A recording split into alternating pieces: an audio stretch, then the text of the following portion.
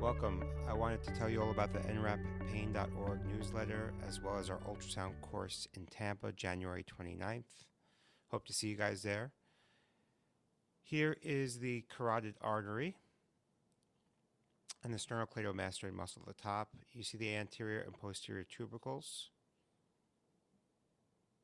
And the C6 nerve can be followed down as you go towards the interscalene brachial plexus, then coming back up and posterior towards the foramen as it enters the foramen,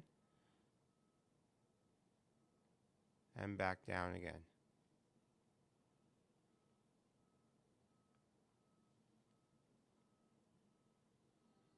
C5 is the most superficial nerve root of the brachial plexus in the interscalene region. Here we have the carotid and vertebral artery as it transitions posteriorly towards the foramen. Note it's hypoechoic just like the nerve, and it's running posterior. The C6 nerve is also hypoechoic and is more lateral at this point.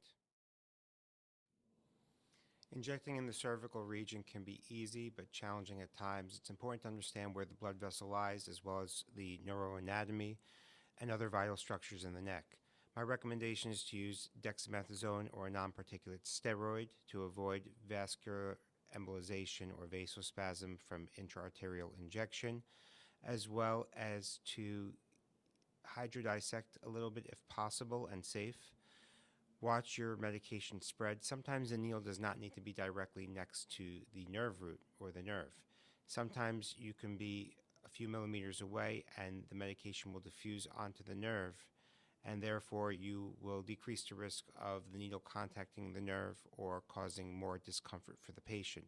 There are times when my needle is close to the articular pillar and I see the medication diffuse towards the foramen or towards the nerve, and usually that's adequate.